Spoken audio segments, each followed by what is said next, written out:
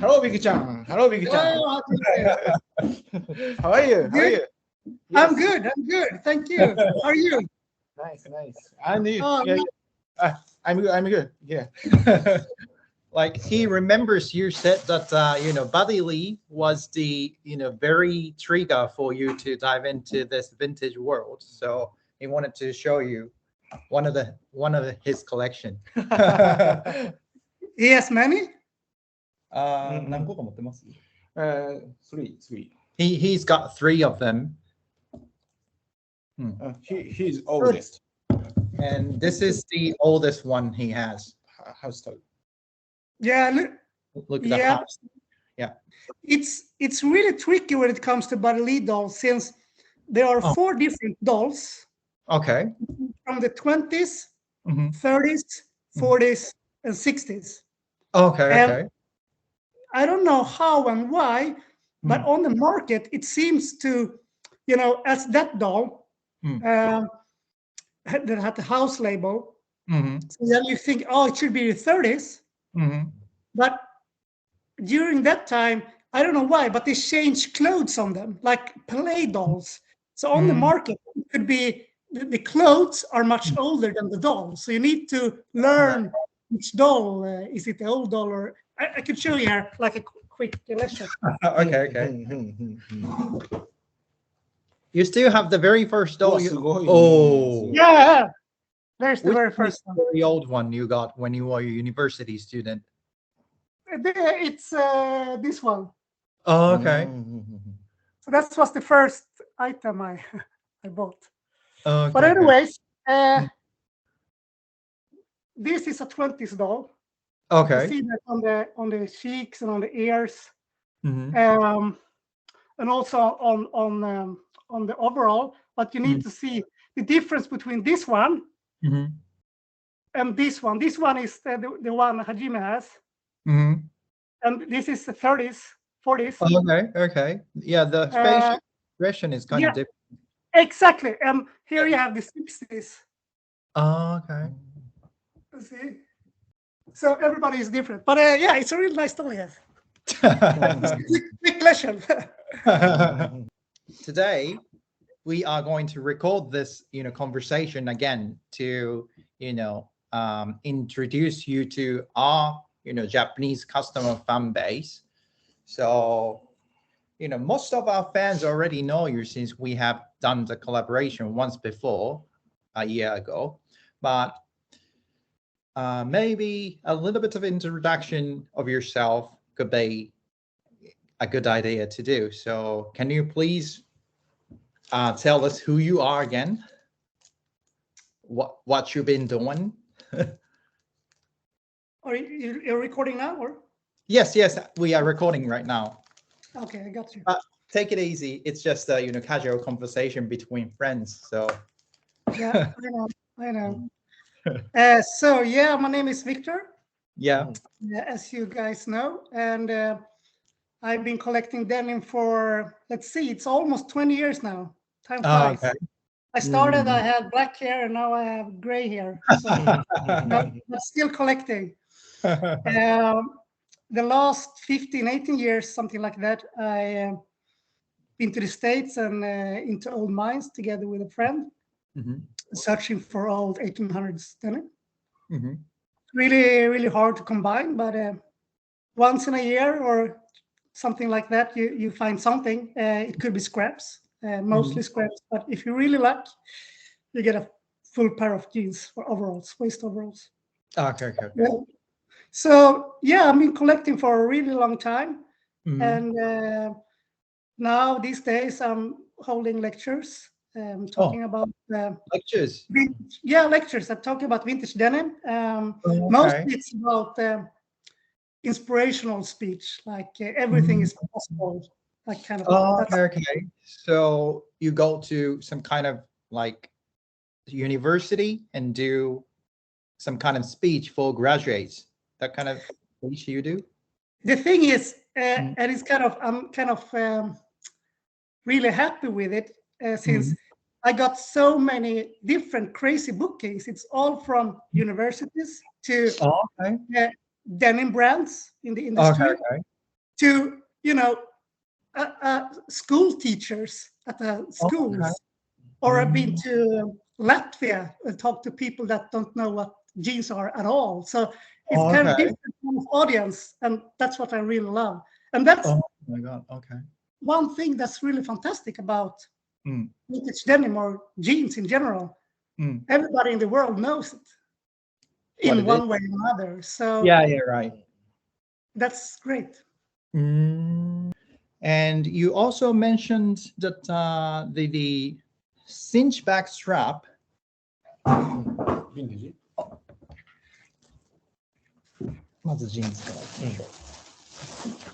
Yes, yes. Too short, right? Yeah. So as I, you know, sent you the picture of the, you know, your Good Luck vintage. So it's really, really short here. Can you see? Yeah, it's like, oh, wow. Wow, it's even shorter there. Yeah, so we thought back then this, you know, cinch strap was really functional and useful for people. Maybe, you know, size of, oh, you've got, so that one is with much longer length. Well, not much longer, but longer. Oh, okay.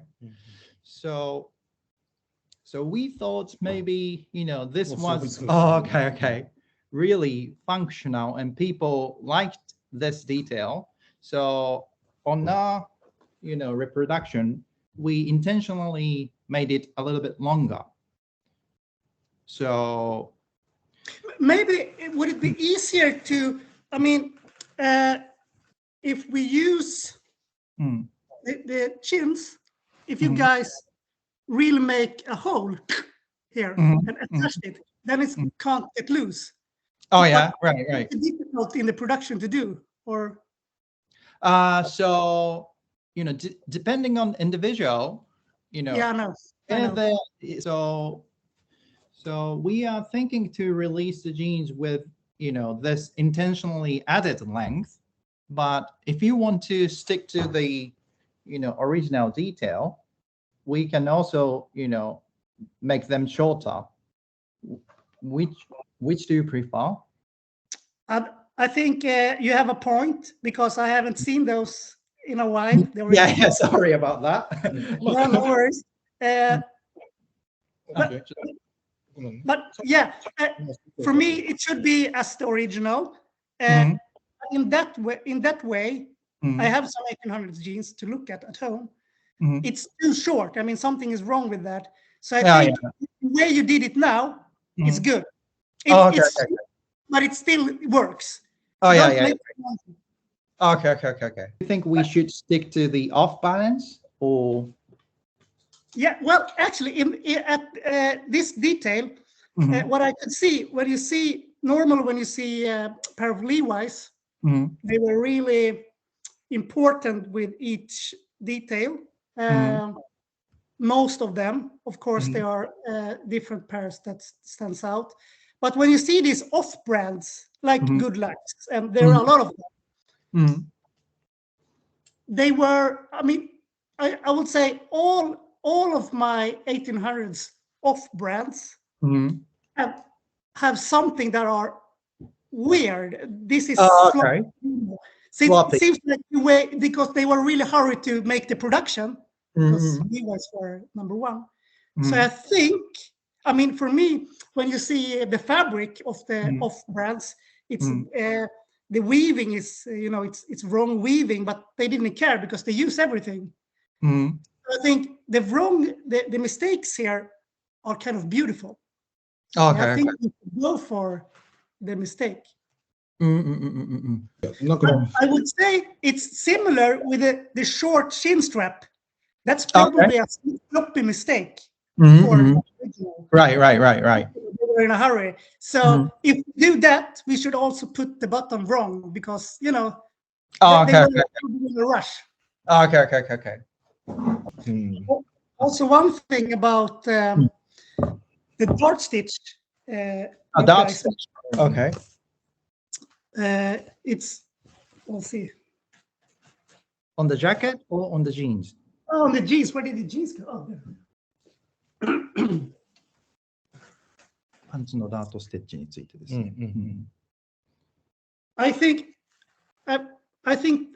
the one you did, Mm. they are kind of different. I mean, if you have attention for the eye, they are a little different from each other. Yeah.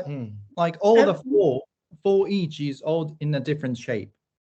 Yeah, I could see that, and I think that's really, really good. That's one way of doing it, because I don't think they have a mold for it when they did it back then. Right. I don't know, guys, if you know so much about dart stitching, but this is a reinforcement instead of the rivets. Of course, you know that. But the thing is, a lot of brands did their own pattern and own solution. We have those leather triangles, like Wu pants. Shangfang Wu used it, and Greenbaums used that. And we have different solution with the sewing construction, and we have this dart stitch. To be honest, this was the most common way during when Levi's had the pattern to make reinforcement.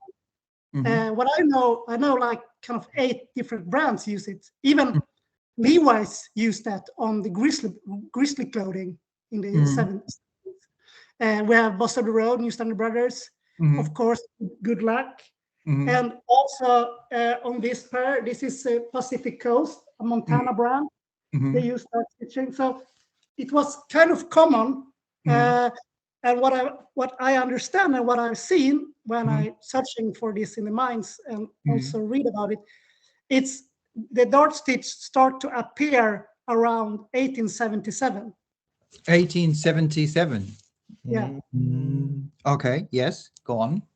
And of course, it's then they stick to that during the time when Levi's had a pattern. But most of the brands didn't survive as long as that. I think this brand didn't survive. So okay. So that's one thing when you're searching for jeans in those old mines. You don't know. Maybe you don't know when the mine were active. So then you need, if you find something, you need to look at the details. Also the same thing, we were talking about the buttonholes. And on our jeans, the Good Luck jeans, they are hand sewn. And what does that mean? Well, the buttonhole machine was patterned around 1880s.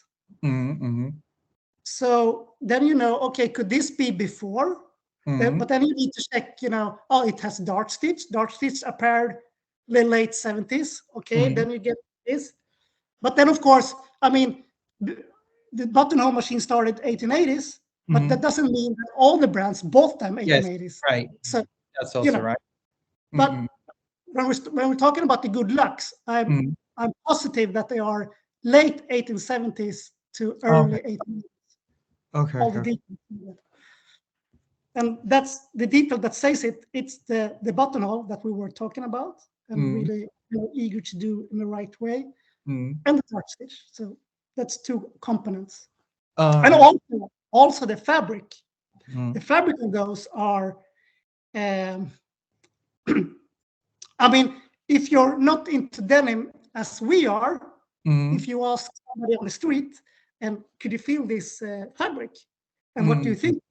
I would guess people will think about today's denim shirts, because it's Oh yeah, it's too thin. Yeah, but it isn't. It's during the 1870s, 80s, all of the pants I have are super thin. Yes, right. So that's the way they did it. And one way of explaining that, it could also be like, I think I told you guys this before, but I know I have photos of miners. They have 2 pairs of jeans on themselves. And that explains also why they are so thin. They can take 2 pairs. So going back to the story of the dot stitching, we said we kind of made 4 different sewing molds to completely replicate the shape of the dot stitch on the vintage. But you said, this kind of reinforcement stitches were done all by hands, right? So this one has, this looking, but on another pair or the other pairs of Good Luck, the shape must have been different greatly. Yeah. So we of course can do this kind of dot stitching by hand, so that the individual difference on a pair and other pairs, that's also possible. But TCB's main kind of philosophy about production is, make a perfect vintage replication from the borrowed piece, like based on the vintage. We are right now thinking to stick to this sewing mold, because you kindly lent us this valuable piece, so we need to pay the utmost respect to you and this pair of jeans you found. So we are thinking to use these pattern when it comes to the production. What do you think about that?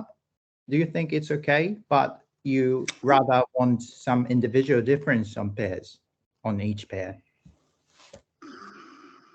I understand. I totally understand why you did this mold. For me, I think production-wise, it could be a nightmare to do it on the hard way. But in the end, I mean, both of them looks really, really good, and that's in the end the important thing. So this thing, I'm happy with the result of both of them. Okay. Of course, I know how they made it back then by hand, but in this case, I leave it to you to decide. Okay.